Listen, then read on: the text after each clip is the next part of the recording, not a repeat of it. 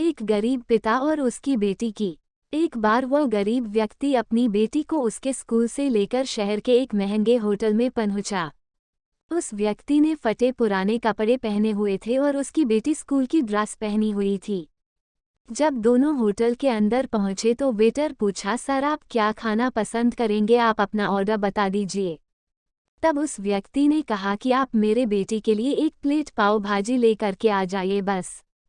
Waiter ने कहा, sir आप कुछ नहीं लेंगे, आपके लिए भी कुछ लेकर आऊं।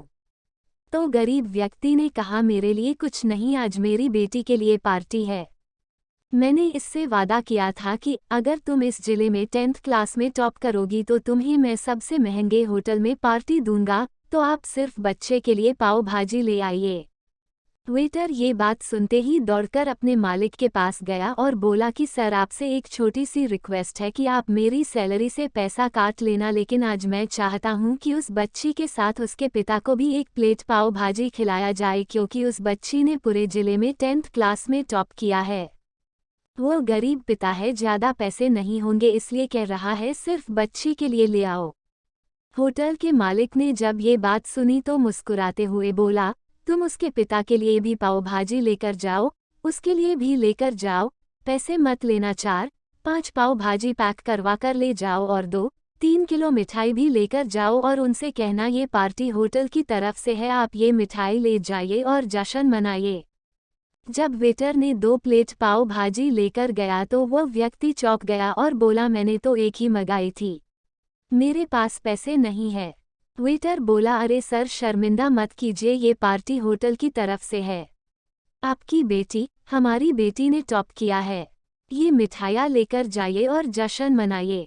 पिता और बेटी खुश हो गए और चले गए। कई साल बीत गए। उस गरीब पिता की लड़की अब यूपीएससी की तैयारी करके कलेक्टर बन चुकी थी और इत्तेफाक से उसी शहर में उसकी पोस्टिंग हुई थी।